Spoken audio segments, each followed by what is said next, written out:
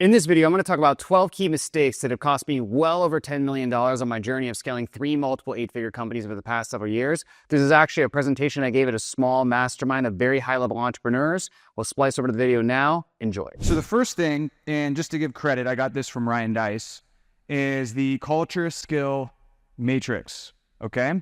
So we're going to do a little exercise, and we're going to, have some interaction here. What do we want with anybody we hire? So if you look into this, the y-axis is culture fit. The x-axis is competency. So in the top right, you have your obvious A players, right? You have people who are competent, they're hitting their KPIs or exceeding their KPIs, and they're a culture fit. Then the bottom right, you have people who are skilled, but there's some culture issues, right? So if you guys have read the Challenger sale, they break salespeople into different archetypes. This would be like the lone wolf, the lone wolf in terms of they're really good at hitting their numbers, but they're just not great with working with the team. Does anybody have a lone wolf on their sales team? Yeah, it's a few people. Very common. Then top left, you have culture fit, lacks skill set, and that's the person who it's like, man, they're such a great person. They're like, they'll never leave the company. They really believe in the values. They're trying so hard, but like they just miss KPIs every single month, right? Who has one of those? A lot. Nobody wants to raise their hand, but everybody has those. And then there's the bottom left is the obvious buyers. So I want you guys to do this with me. Who do you think on the board here is the most dangerous person in your business? Outside of obviously the obvious buyers. Obvious buyers, so I drew little stick figures here. Yeah, I'm not very artistic. Bottom left, and obviously that center one. Bottom left is like the really bad hire you never should have made. Center one is obviously somebody mediocre. Outside of that, who do you guys think is the most dangerous hire in your business? When Ryan showed this to me, and I said the same thing. I said bottom right. I said the lone wolf type of people. And what I've learned over the years, and also what he told me at the time, is, and look, I'm not advocating that you keep people long-term who are not culture fits. But the thing is if you compare that bottom right person, usually when you have, if you were a good leader, most of us here, if you get to the point where you can join this mastermind, like you're a good leader, like you're not a complete noob. When you're a good leader, those people in the bottom right, it's very obvious that like there's some, okay, they're hitting their KPIs, but there's some culture issues here. And it's very easy to have a conversation of like what behaviors are wrong and what behaviors that exhibit the values look like. Here's a time frame to change that. And if you don't change it, you're gone. And a lot of times, those people, I would say if you're good and you can have those conversations, more often or not, will pop into the right quadrant. Now, obviously, you do have some people who it's like, yeah, he was skilled, especially in sales sometimes. It's like, yeah, they were skilled, but like, they just like could not freaking like follow the values, follow the rules, and we just had to let them go. Like that happens. But I asked which people are the most dangerous. And it is, in my experience, and a lot of the things I'm going to share with you in this presentation will exemplify this. But it's that top left where you have that person where everybody likes them. They're like they're just like, they look, perfect with the values, total culture fit. They're just in the wrong job, and like they cannot for the life of them catch up with the growth of the company or catch up with the position and the competencies. And I'll give you guys some examples. But again, it's that person who's had a salesperson who like tried so fucking hard, awesome person, and you're just like, one more month, okay? One more month. Like I was like, man, I like this person better than my freaking competing, like my good salespeople are kind of annoying. It's like, this person's like awesome, but it's like, fuck, like they're trying so hard. I don't want to like let them go. I'm trying to do the best thing for them. It's like one more month. And then 6 months goes by, you finally got to let them go. And then you look back and you're like, man, not only did I pour so much time and bandwidth into that person, but also like they closed at like 12% the entire time. Like I lost like 500 grand. Has that happened to anybody? Everybody. That's why that's the most dangerous. So anyways, this is something to think about, but I just want to, and I'm not advocating you keep people who are skilled with culture issues. That's not what I'm saying. I just think that's easier to identify. And if you can have an honest conversation, it's easier to correct. Does that make sense? I think those are the ones, the top left, that really deceive us because we don't want to do bad by people. And so you'll see, this is the whole theme of my presentation. So the next one is overpaying initial hires and unscalable comp structures. So I made this mistake, but I also see a lot of people make this mistake. So here, a few things lead to this when you're first starting out. First of all, you don't know what the hell you're doing. So that's the first thing. Like when I was starting, I didn't, there's no blueprint to, maybe there's more now, but like when I was starting, a lot of the stuff I was doing, there was no blueprint to what do you pay a client success director. I mean, there was a few people in the industry I could have asked, but like it's, you just don't know. The second thing is, especially when you're starting, and I would say probably before I was at like 200 grand a month, you have this insecurity, at least I did. Well, why would anybody want to work for me? Why don't other people do entrepreneurial things and go make money and have these goals that I have? And so you kind of project that insecurity and that belief onto other people.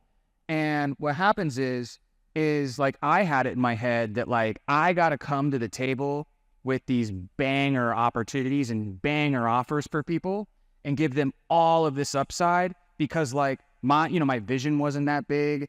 I was just trying to, not to be poor.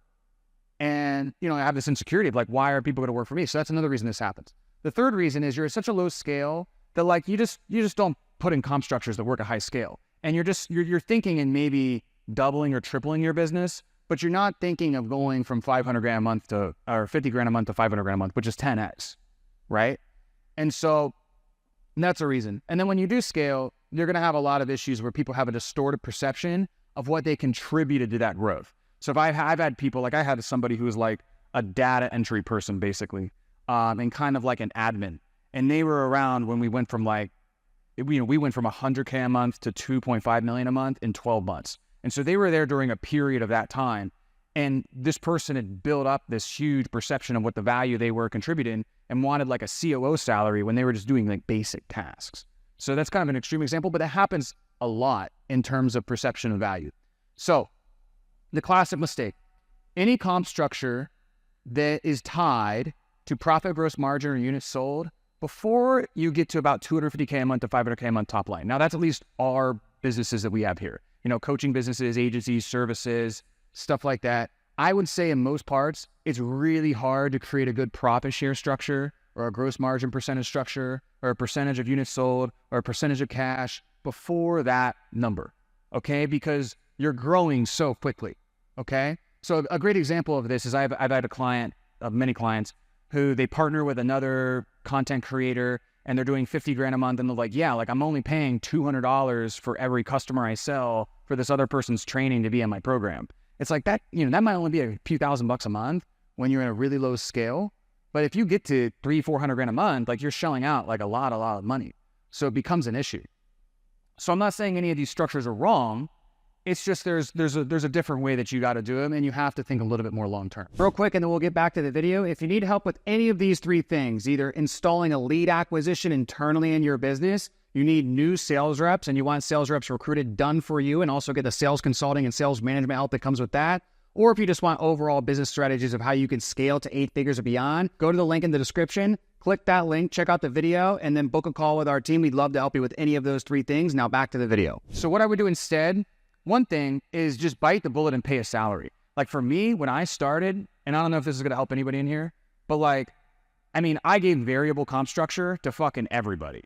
And I just was like, that's what they want. They're going to want this variable comp structure. They want this. And that was a lot of me projecting the salesperson and me and the entrepreneur into me onto everybody else. And that's just not true. Like some people are super cool with just a good salary. Even performance related positions, they're cool with a good salary sometimes. So just think about that. Another one, and this is one, if you have somebody who's really key, really want to keep them long-term, but let's say you're at 100 grand a month, another really key one is a draw plus profit share.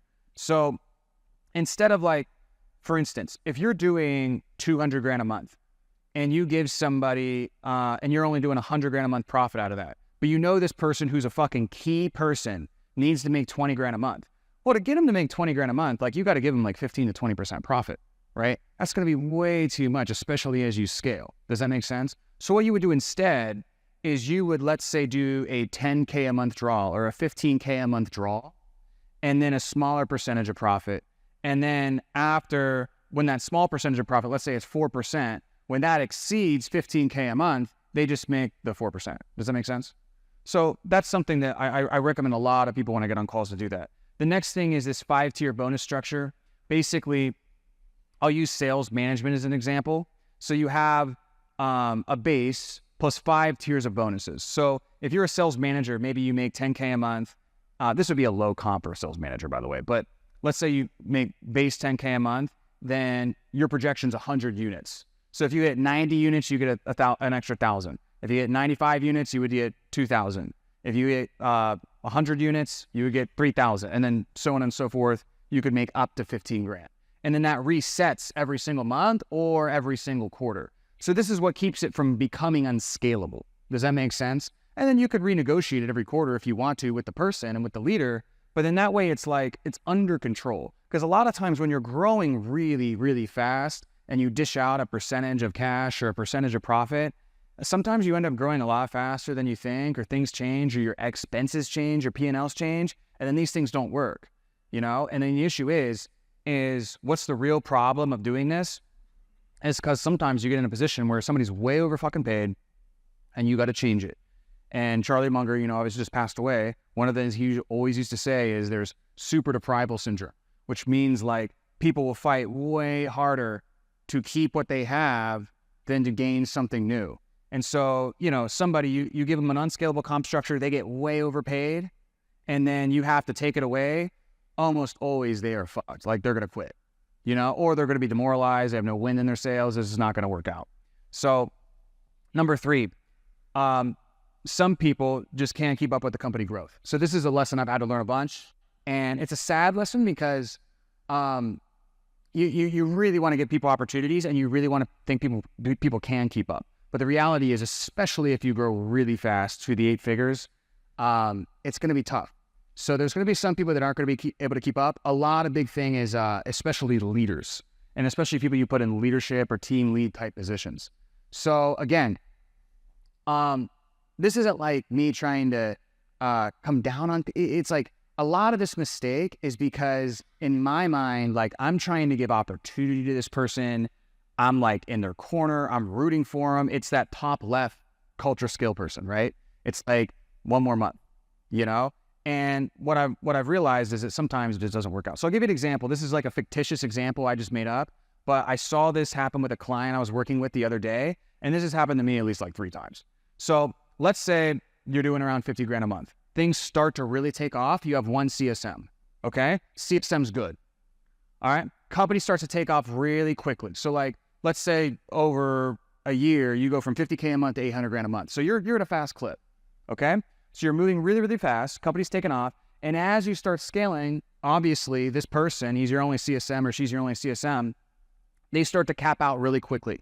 And so they get overwhelmed, okay? They start to burn out. They approach you, they want a raise, and you're like, well, I can't give you a raise. Like this is an unscalable thing, but how about I make you like the leader of this department? Right? So like, how about you like, and you know, you need to build a team, you need to start hiring, whatever. And especially the reason we default to that is because we're growing so fucking fast and we don't want to fuck around with, you know, the CSM team. We're like, hey, like you're a really good CSM, you just do it. I'll just lead you and I'll help you build the team. I'll lead through you. So that's great. But what happens is this person's really excited, but you just put them in a position where there's no standard operating procedure yet. Like they have no example of being a good client success director looks like, okay? They're not ready for the position because you didn't hire them for a client success director. You hired them for a CSM, and they've only probably been a CSM for less than a year. You did it while you're growing extremely fast. So it'd be one thing if they were trying to grow into a position in which, you know, you're stabilizing your revenue and things are going to be static. It's like, no, you're a rocket ship, and they're trying to catch up to a position they didn't qualify for in the first place on this rocket ship. So with all of those things, do you really think they're going to succeed? So what happens is over the next, you know, 90 days, 6 months, person struggles, churn's really high. They default to doing it all themselves. They struggle mentally, emotionally, physically, and they don't want to quit because, like, again, it's a culture fit person. They're fucking lifers. They don't want to let you down. They're making a lot of money, but at the same time, like, it's a draining situation, okay? And eventually it just doesn't work out, and you end up having to let that person go. So what should you have done instead? And what should I have done? This has happened to me multiple times. Not with the CSM, but just random stuff over the years. So early on, when it's obvious you have that one team member and it's expanding really quickly and you need to start to really build out that department, what you have to do is, either, and we'll talk about this later, find somebody who is talented enough to come in and lead it, or you need to lead that yourself, develop a winning system and a winning SOPs of what that actually looks like, and then hand that over to the other person gradually and let them develop into that. Does that make sense? But it's hard to do because when you're growing really quickly like that, it's kind of like, your hair's on fire. It's just not another problem you want to deal with. And you just kind of like let them have it, right? And you're giving them that opportunity. You feel good about yourself. Just doesn't work out. So, and then also by the time you do hand it off to them, you're going to have a better idea of what a really good comp structure looks like for that person. So does this make sense? Cool. So again, I already talked about this, but the biggest issue of why this occurs and why it's occurred for me, and this is a pattern through all of this, is you hold on to the person too long, or you promote them or give them an opportunity they're not ready for because you're thinking short term and not long term. So like you want to do the best for the person, you're in their corner, you're really trying to like help them, give them opportunity, you want them to succeed. But at the end of the day, like you're thinking about first order consequences opposed to second, third, fourth, fifth order consequences. And what happens is in the short term, you avoid maybe some pain, but in the long term, it ends up being a lot more, explosive and detrimental than it needs to be. So at the end of the day, that's not the person's fault. That's whose fault? That's your fault. It's my fault. And so I've done this in one way, shape, or form a lot. And I also just saw this happen with a boardroom client too. So number 4, A player in one role, C player in another. So this one's very, very similar. And again, it comes to it really just optimizing for the short term and not the long term. So I once had, and this is like one of the stupidest things I've ever fucking done. I once had somebody who was a really strong A player in one position. And they approached me, had really unrealistic income goals. I should have just told them like, look, you need to start a business and let me know how I can support you, whatever. But instead, I want to be this person who can give other people opportunities. And like, I'm in a way, like a little people pleasing. And what I did is I allowed this person to essentially start a new business. And then I invested into the business. And so I owned the business. This was the dumbest thing I've ever done. I lost almost all that money and it was a complete disaster. I give you the more specifics, but I kind of want to keep it a little bit, anonymous to what it was. But long story short, like this person was phenomenal in one role. And then as a leader, as somebody who was building a team, absolutely terrible and lost all of that investment. So you're probably not going to do that extreme of an example, but common examples, a lot of times the best sales rep, they're just not a good sales manager, whether that's a maturity thing or they just don't have that well-rounded skill set to actually be able to lead, inspire, and so on and so forth. Good ops people, not always the people that should be your COO. Okay. But again, like, why did I do this? It's trying to optimize for the short term, not the long term. And another reason is the next thing is, and this is a big one for me, is letting the fear of somebody quitting drive your decisions. So a lot of the mistakes, again, I've made in this presentation are because of this. And so what happens is you fear somebody quitting. Maybe you think they're too valuable to quit, right? Like they're a key person. Man, if I lost this person, I would be fucked. Like who has a little bit of that, right? Like I think anybody's had that at one point in time. And so because you fear them quitting, you don't give them enough criticism, you don't give enough feedback, you don't pip them proactively, you aren't honest, you're not direct with them, you give them opportunities that they're not ready for, which is my last point, and so on and so forth. So again, like all of this behavior, it's out of good intentions, because right in the short term, like you don't want to hurt people's feelings, you don't want to jeopardize a relationship, you don't want them to quit, but long term, it terrorizes your relationship. And it really ends up being a lot worse than it could be. So the reality is there people that if they quit would put you in a really bad spot? There for sure is. But in most cases, those same people are performing well because they're happy, okay? And if they do have issues because they're truly an A player, they're also the type of people who usually approach you about it, communicate effectively, communicate proactively. And if they did leave, they do it in a positive way because all of those characteristics are what made that person great in the first place. So again, the fear is when somebody would leave abruptly and just doesn't tell you about it, right? Or leave abruptly and give you leave you in a bad spot or doesn't transition whatsoever.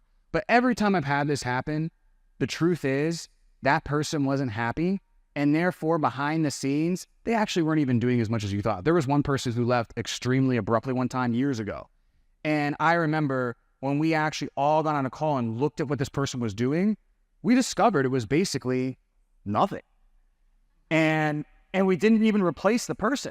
Like, I thought I was going to have to hire like an I mean, this is like crazy and, again, embarrassing. I thought I was going to have to hire like an executive level fucking person to replace this person.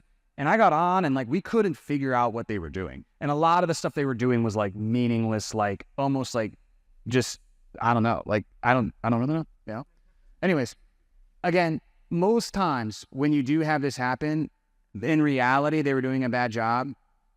And again, like people who also would leave you in that bad of a spot or not leave the right way, a lot of times they don't have the best character traits. Those character traits trickle down to the team becomes toxic, and it's something to where they need to go anyways. So again, while it might be rough in the short term, long term, it really pans out. So at the end of the day, you have to make decisions on what's best for the business, and also just really radical honesty. And like one thing that if you guys take away anything, this is one thing you should, is PIP proactively. PIP is performance improvement plan. PIP proactively and PIP often. So one thing is like when you see if you see any behavior, whether that's a culture or skill related behavior that you know is not going to work out long-term in the business, you need to identify that behavior, identify a time frame in which that behavior needs to change, and let that person know that that behavior needs to change, or that they gracefully need to find a way to exit, right? And again, like even me, like I still probably don't do this proactively enough, and it's a big issue. And so again, like this type of stuff, it seems basic. I've always viewed myself as a pretty direct, honest person, but I've like fucked up a ton with this stuff. And like I look back on some of the ways I've handled these situations, and I've been like, man, I was like passive. I tried to please this person. I was afraid of conflict in some ways. It all comes down to like I was optimizing to avoid short-term pain, and then therefore I had a massive long-term fuck up. So next one, again, very basic, but even I still struggle with this, is only I can do insert whatever it is. Coach my clients, sell my clients, write copy. And I feel like at every level of scale, you just deal with a different level of this. And it's something cliche, like, you know, you don't need me to tell you this, but I mean, there's so many times I don't even listen to this myself. So the way I've been able to break my belief with this is if you think of the skill that you think only you can do, well, if you have any competitors at all, that is proof that you can actually, that somebody can actually fucking do it, and that the skill is learnable. So I'm not saying hire your competitors, even though I've hired people who are direct competitors with us and they work for us. But you oftentimes, to really get those roles that are fucking tough, you need to hire more intrapreneurial and entrepreneurial people for those roles. And a lot of this isn't like sales reps or CSMs or what have you. This is really the leadership roles, like your sales director, your client success director, CFO, things like that. And these are people who are really superstars. So, you know, Alex Ramosi says you're only one key hire away from the growth you ever wanted. Anytime I've ever had a moment where it's like I went through a whole phase where it was like, only I can write the copy, you know? And once I was able to get a superstar in place, I was able to actually build a system to take that off of my plate. It not only on the other side of that is a ton of growth, but holy shit, it's like a ton of freedom, really. Not necessarily that you're going to like take off and not work in your business, but it's like, man, you're not chained down to doing this one fucking thing that you thought only you could do. And it really makes you feel like you have a business opposed to you have like this glorified promotion. So how to attract superstars. That was my whole last presentation we did in comp. But just so, you know, it's in school, but just the short of it, be the type of person they want to work for. I mean, this is the biggest thing that keeps people. And this is the biggest thing that has really helped me is you have to just become the type of leader that these really great, phenomenal people who could probably start a business on their own and have some success would rather really have their business, so to speak, within your business. And that also includes having a vision big enough to where they can fit their vision inside of yours. And then you got to pay them a lot of money. I mean, sometimes like I've just had to break my belief of what you almost just have to understand what is the real value this person's providing is, what is that worth to me, and drop a lot of the connotations of what you think is a regular salary for this type of position. And so how to find them, what worked for me, I built a big industry brand. A lot of people know who I am. I'm not like famous on social media, but a lot of people in this industry know who I am. So that helps. I have a really, really great network. And then also just volume on recruiting. But I'd really recommend going to the last presentation I had is in school, all about that. So again, number 7, mistake. One manager, too many direct reports. So very basic one, but despite knowing this for years and knowing it's still fucked up on it a ton. Probably messing up on this now.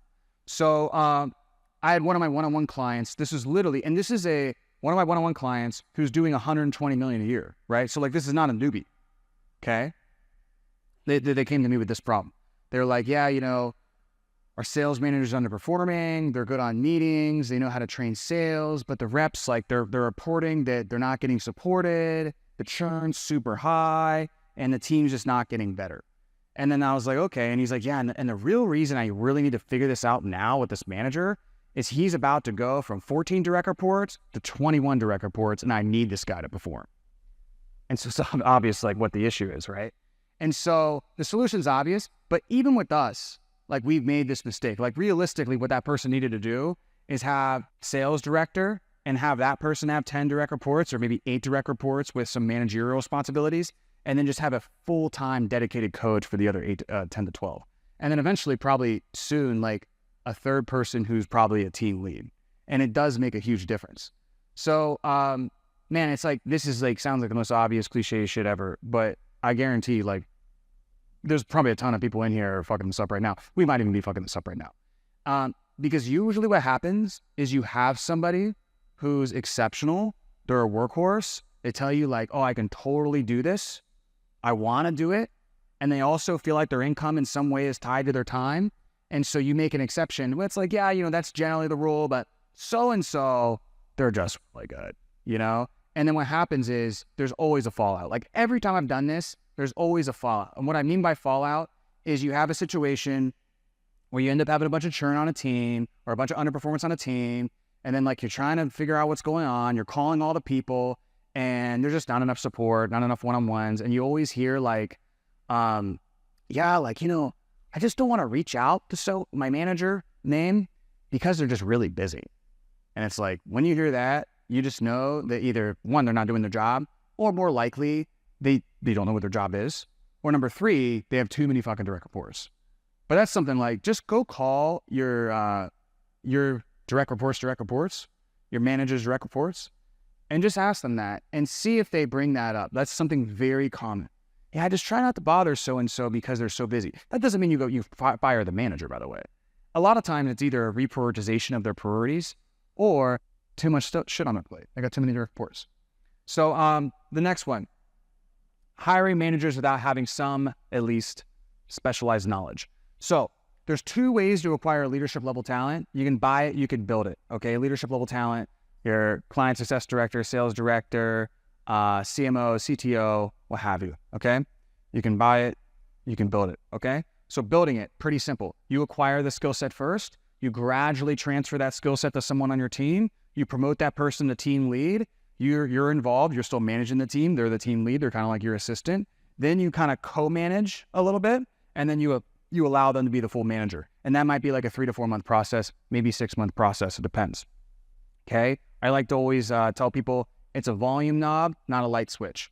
What a lot of people do is they find a sales manager. They're like, where have you been all my life? Thank you so much. Here's the team. It's no longer my fucking problem. Like, I'll check in on you 3 months. And I'm telling you, then they don't know what to do. They're not supported. And they end up hiring a bunch of people who were never culture fits in the first place and suck. And then you got a whole other problem in like 6 months. And you just had this huge lead and lag of everything that you should have done right 6 months ago. So anyways, build it. An example is like sales management, okay? If you're really, really great at sales management and you home grow your next manager, you do it through that process, that's building it. Buying it is obviously you acquire somebody who already has done the thing you're hiring them to do. Now, here's the 3 criteria I would look for that, okay? First of all, they have to have done the thing that you want them to do, and have a good track record doing it. But the next thing is there needs to be a degree of industry acumen or industry specificity. So for instance, I just know, and I've seen so many clients go through this. If you hire a sales manager who maybe used to work for me, you probably have a good chance of that sales manager being very fucking good. If you hire a sales manager who has a great track record and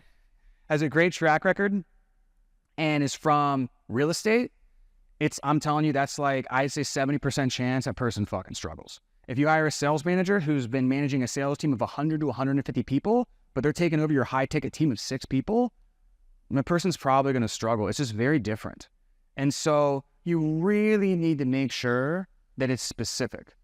Okay. And so specialized knowledge is that have they actually been in sales management, doing the thing you want them to do? Do they have a good proven track record? Industry acumen is like, how close was that experience to what we are actually doing? Does that make sense? Right? It's very, very, very key. It's not as key in non-leadership positions, but it's super fucking key, especially if they're going right into leadership. You know, a great example, a friend of mine, he's got an 8-figure business, hired a CMO from a SaaS company. This dude on paper sounded like a stud. I mean, I was even like, dude, congratulations. Let me know how I find a guy like that. But, in the back of my mind, I was like, dude, do you think you could really like do the marketing for your business? Because like a SaaS marketing is like different than like hardcore B2C direct response. He's like, oh no, dude, he's got it. Year went by, marketing totally fucking tanked, had to rebuild the entire marketing team. So it's like, I see that all of the time. And what sucks is, our industry is pretty new in the way we're doing business. So it's kind of hard to find these people. But if you look hard enough and do enough volume, you can find them. Now, does that mean I'm saying if they don't have the industry acumen element, you can't hire them? No. But what I would recommend, and I literally just went through a situation this morning with a friend who I literally recommended to do this. He didn't do it and had the same thing, whole team fallout, bunch of churn, is if you hire somebody without the direct specific experience in the industry, just if it's like a sales rep, for instance, have them sell for a month or 2 months until they're the top 1 to 2 people on the team. You get an idea of who this person is. You get an idea of their character traits, etc. Then do the volume, not process. Team lead, sales, co-sales manager, sales manager, first 90 days of them being a micromanager, first 90 days of them being a sales manager, you micromanage them, you really stay on them, and then you can give them a little bit more breathing room, right? So like, I'm not, speaking from the top of the room here saying like, you guys don't do this, I do this. No, I fuck this up a ton too. But I'm telling you, a big thing, if either get all those 3, and honestly, even regardless if you get all those 3 or not, I would always, if you're going to buy talent directly, if this person's as good as they say they are, let them be a player a little bit before they're a coach. They're going to earn the respect of the team. They're going to understand your offer, your market specifically, see if they even really want to do it. And then it becomes a nice gradual thing where they earn their way into that position, even if it is relatively fast track. Does that make sense? Cool.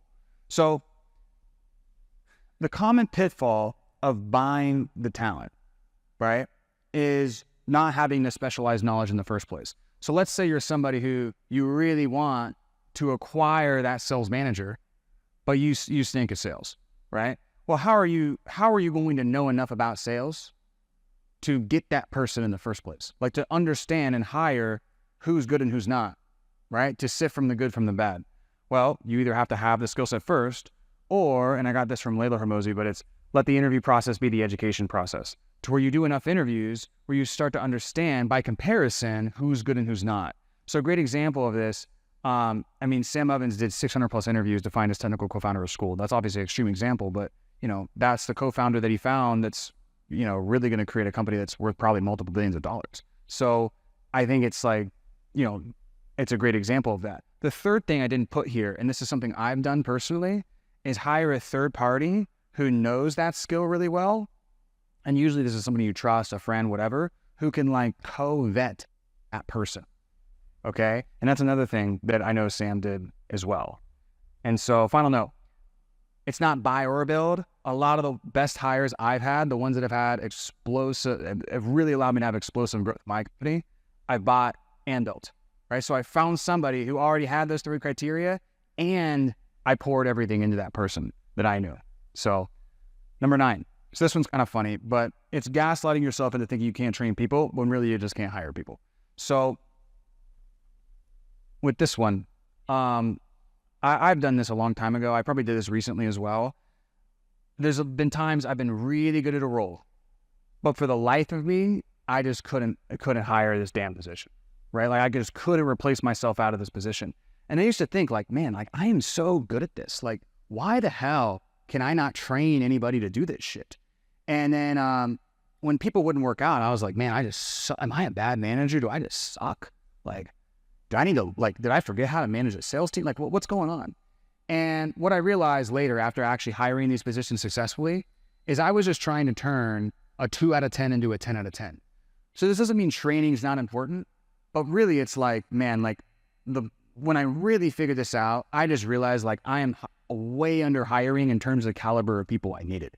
And so again, doesn't mean training is not important, but it's 100-100, not 50-50. It's like you need to be 10 out of 10 in hiring, 10 out of 10 in training. So the next one, I have not made this mistake, but Yegor mentioned that a lot of people here make this mistake, which is over hiring and having a very bloated team. So I'm going to give you an example. Now, again, this is very specific. So if you run like a high ticket business and a phone sales team, I don't know what screechy sound is. I think it's better when I'm over here. $500 a month business, and you're doing like a high ticket offer, a back end, like the traditional kind of model that we teach here. I just want to show you what a $500 a month business could look like. Now, this is kind of like a minimal viable team, right? You might have some more, you might be hiring more people to plan the growth in the future. I don't know. But like, this is kind of what my team looked like around this level. 2 to 4 sales reps, 2 to 4 setters, 2 to 4 CSMs, 1 to 2 ops people, 1 finance person, 1 tech person. That tech person can also be your media buyer if you know how to media buy.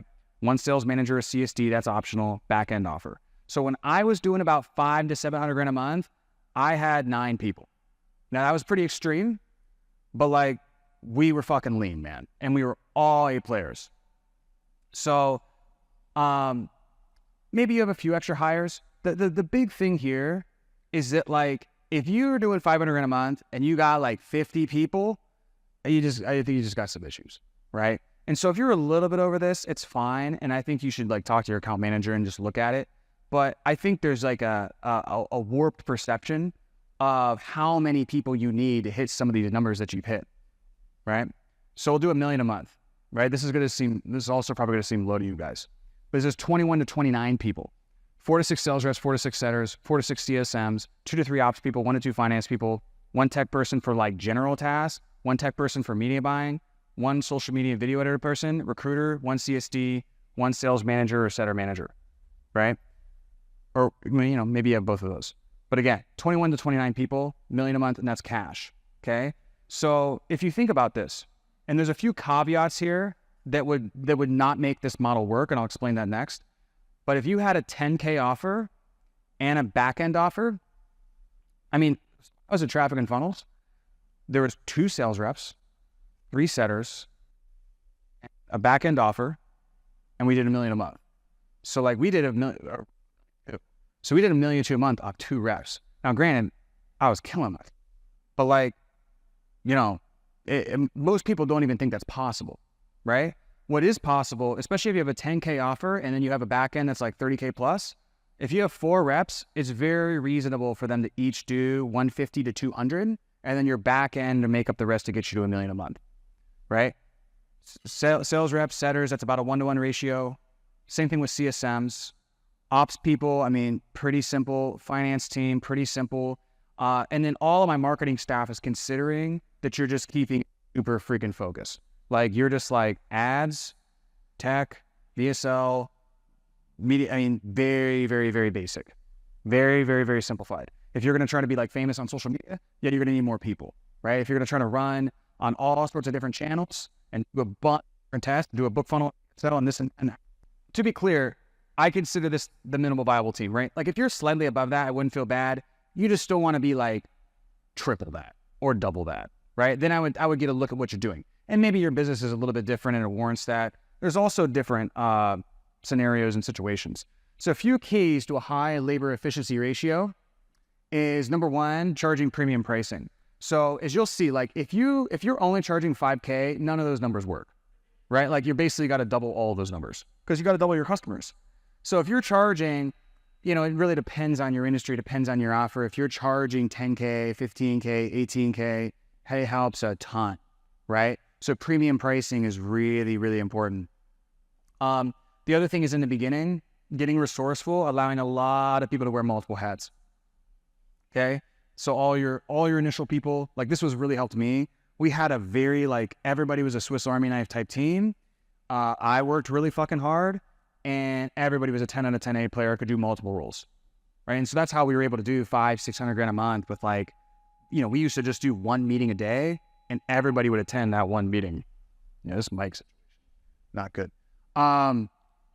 The last thing, be minimalistic. That's what I said about with the marketing, right? Like if you're doing a bunch of shit, yeah, you're gonna need a lot more people. If you have one funnel, one channel, and a few, one VSL, and then, all you do is test new ads, you don't really need that many other people. So few reasons you might overhire, okay? Number one, if your price point's lower, you're gonna need to hire more people. Or if you're not USD, but let's say you're a different currency, if you're in the Spanish market, well, obviously, none of those, and that's going to totally break my model because obviously your whole economics change.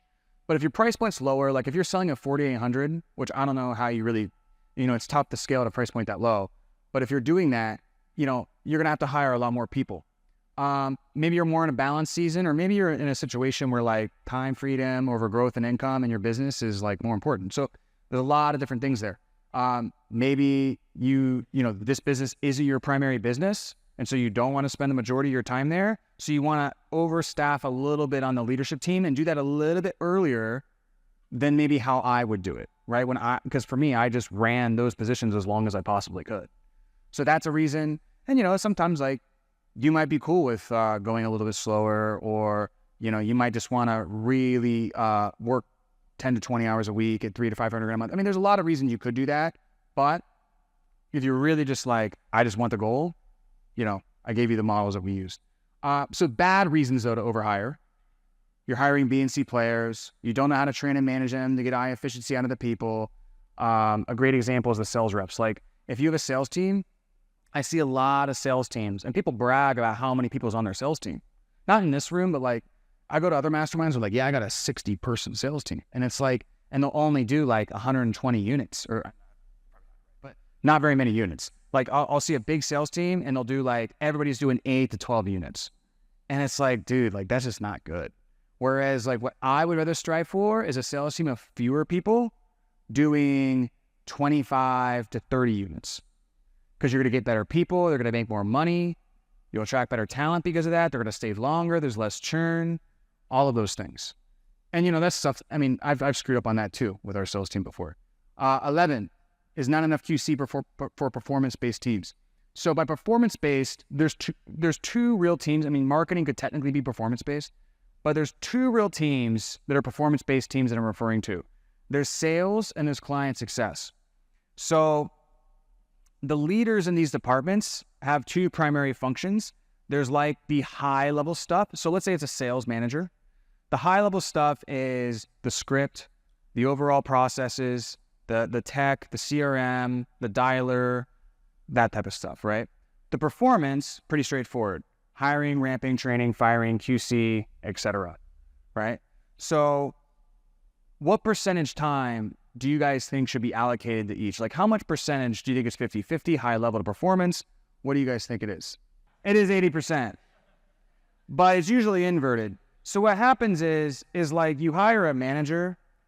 And there's a couple reasons I think this happens, is you hire a manager and instead of it being all on performance, it's all on strategy, high level stuff. Number one, that stuff is probably more novel and more fun. The performance stuff is fucking boring. It's a grind. The other thing is too, is that's an easier way to get credit for something.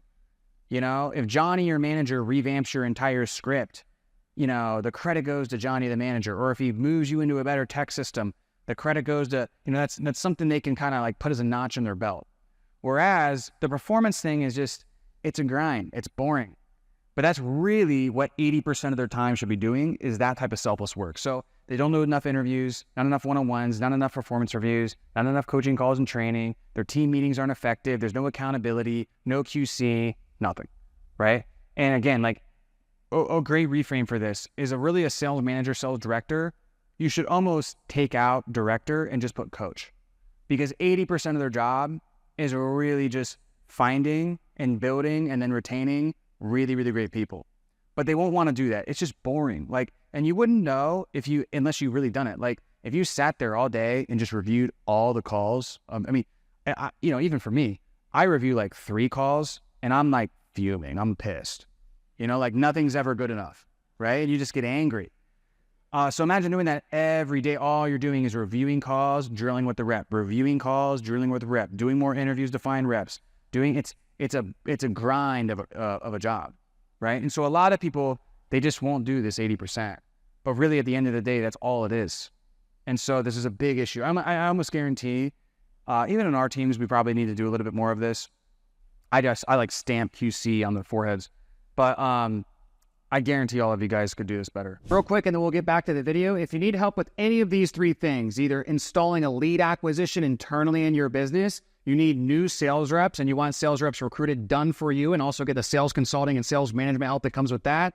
Or if you just want overall business strategies of how you can scale to 8 figures or beyond, go to the link in the description, click that link, check out the video, and then book a call with our team. We'd love to help you with any of those 3 things. Now back to the video. So last thing is not listening to your inner voice or your gut feeling. So a lot of the bad decisions I've made, it could have been avoided if I did this. So like we all kind of have, like for me, a lot of the bad decisions I've made, there was just like in the back of my head somewhere, maybe this is gut feeling, maybe it's whatever, there was a voice that was like, yeah, this is probably not going to be the best idea.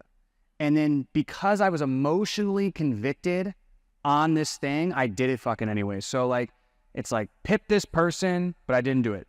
Fire this person, didn't do it. Don't start this new business, but I did it. Don't buy a bunch of real estate, did it. Not listen to Alex Becker and trade shit coins, did it. Not move to Puerto Rico for tax, did it. Like, there's so many times in the back of my mind with these decisions, I fucking, that's what's so frustrating about them, is I fucking knew. Like, people had told me I had known this. Like, this is why, like, some of this stuff I've shared with you, it's like kind of cliche basic stuff, but like, this is stuff I've known and have fucked up on. And it's like, why did I fuck up on that? Like, I knew this shit. And I just fucked up on it anyways. And so again, whether it's gut feeling or like, I've learned now, whatever that gut instinct inner voice is that's in the back of your head, you gotta listen to it, right? Like there's tremendous amount of wisdom in it. So that's it, guys. Thank you very much. Hopefully this was helpful. Let's do some questions. And we could talk about this, or we could talk about whatever. You could ask me about setters or whatever you want. So whatever anything you want. Cool. First off, so exciting to be here. Thank you. And I've been making so many of those mistakes that you've just. So I've been in this business now for 4 months in America, and we've ramped up. We have 6 salespeople, and we're at 250 sales and 120 cash in. So I'm just like seeing now totally overstaffed. I already have a sales director, and we're at such a low volume now. Yeah. So when you see that you fucked up, how do you go back? Or like, what's the? Well, I think you need to slow down. Like, don't change everything all at once. And are you operating with like, what countries are you operating in? Are you operating in USD? US. So it's all in US? Yeah. So your average sales rep does how many units a month? Once again? Your average sales rep does how many sales a month? They are at about 15%, 50% effective. So in terms of sales, so so there's a big discrepancy right now. So there are sales reps that 2 or 3 sales reps who are either just beginning or they are not performing, and we're questioning what to do with them. And yeah, there are 2 sales reps. Your sales reps that are ramped, right? Like how many units do they do a month? So the sales in units is about between 30 and 50. They're not doing 30 or 50 units a month. Are you saying that's their closing ratio? So because like, I mean, I don't know how you'd have 2 sales reps doing 30 to 50 units a month if you're only doing 120 grand a month. You know what I'm saying? So my offering is at between 4 and 12,000, right? Right. So we are when we do 50 units, for example, that can be up to to about 200K in sales. But then we are counting 2 things. One is the program sold, one is the cash in, because when we do payment plans, we count that as program. All I need to know is like your ramped sales reps, how many units they do a month. So basically, like, the gold standard is, if you have, in my experience, it's always best to get them over 20. A lot of people settle for like this 15 units a month. And I mean, and look, this is contextual. Like, there's a solar company I've worked with, solar lead gen company I've worked with. And, you know, his model is totally different, and his reps only close about 10, 12%, but like, it totally works for him. So it's different. But, you know, in general, most times you want the reps to do at least 20 units a month or above, right? And so if you can get 4 reps doing 25 units a month at 10K, I mean, boom, that's $1 million a month right there. What I'm realizing is the units a month is not even a measure I'm asking my sales manager to report to me. So what I get reported is the program sold, and like the amount dollars program sold and the dollars cash in, right? But so it looks like the units per month should be a figure that I need to ask my sales manager. Maybe I need to be involved more in really like day to day, what he's doing, how it's been done. Yeah. That's really what, but it maybe a different question. If I want to stay an owner and like build my IP and all that, and kind of leave this whole sales team to the sales manager, or just consider who the sales manager should be, like what could be my attitude if I wouldn't even go into the weeds of like what exactly are those things? Like, how do I kind of quality control on a big level, just making sure that the sales keeps ramping up without... Yeah. So you have to, okay, the training to go through is called, it's in school, it's under sales management, and it's called developing and promoting sales leaders or leaders. But the short of it, I mean, because it's a lot, what you just said there could be a whole presentation, and you really have to be able to still QC on the front lines to an extent, and then also QC their QC to make sure the feedback they're giving is the same feedback that you would give or that you feel like is up to standard. That's a very short answer. How to do that would be in that training.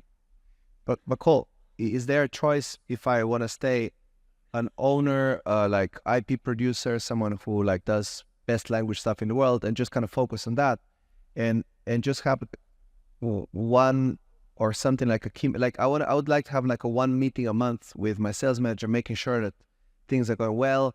Maybe in the hiring process, making sure I hire the best possible CRM, or maybe like CRM. Yeah, I mean, look, when you have a really good manager who's really good, you know, you probably meet with them once a week, you know, but like that's someone who's really good.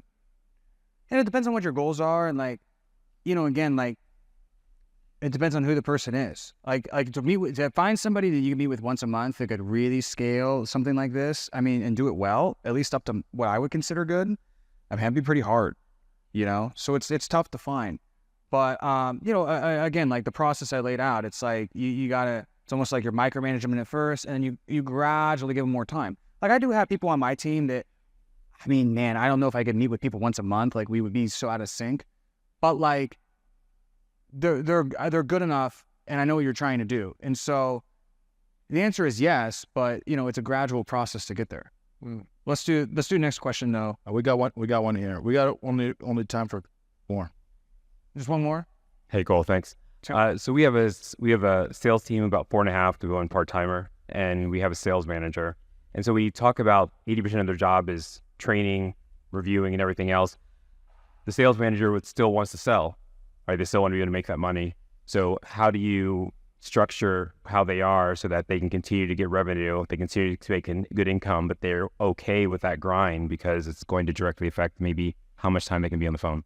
Well, yeah, I mean, you know, this is called the fallacy of the player coach, right? So, you know, generally you don't really want your sales manager to be selling, right? Now, if it's a very small amount, like let's say they're testing a new script, I mean, that's different. That's not what I'm talking about.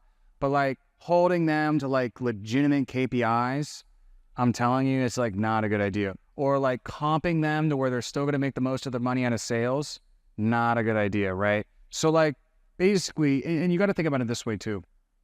The sales rep is like, being a sales rep, it's like by nature a selfish position. I don't mean that in a bad way. I mean that in the way it's like your tunnel vision, you have to hit your fucking numbers, Like you're just like blocking everything out.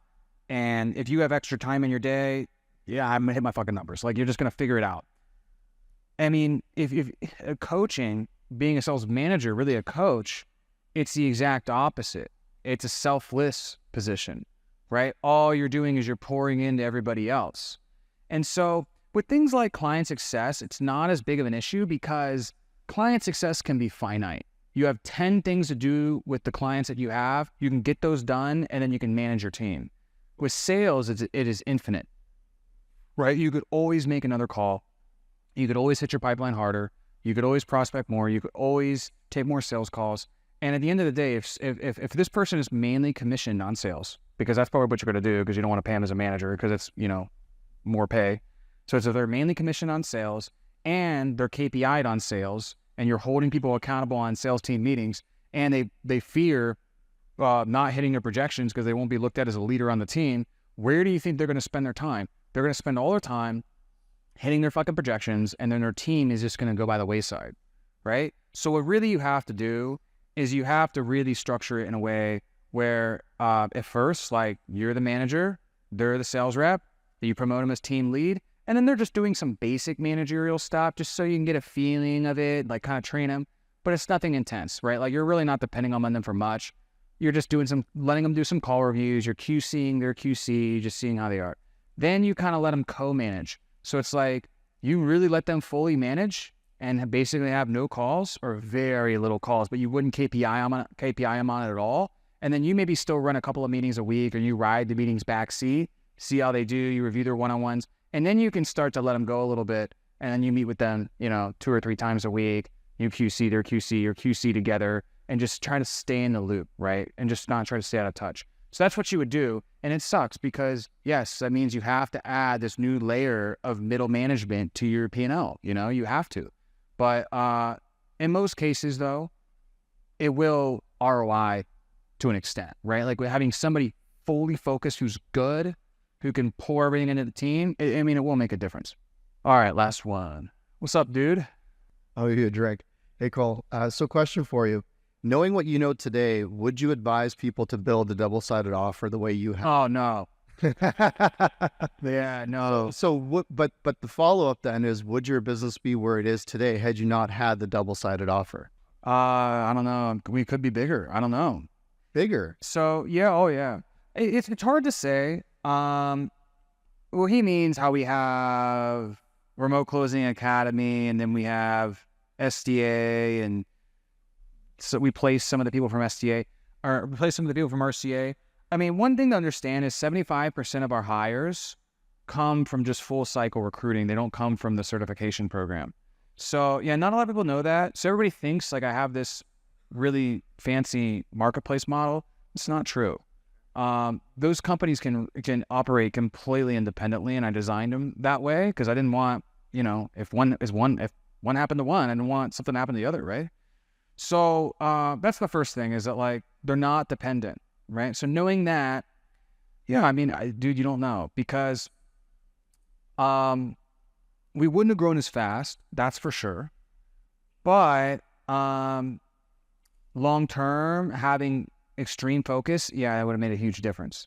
And it's very hard, man. Like, yeah, long story short, I don't know, man. Like, it's hard to say. I definitely wouldn't recommend it for anybody. The one thing I will say that really helped us is that we grew really fast, and I learned a lot from that B2C offer. And that B2C offer is more similar to a lot of people in this room.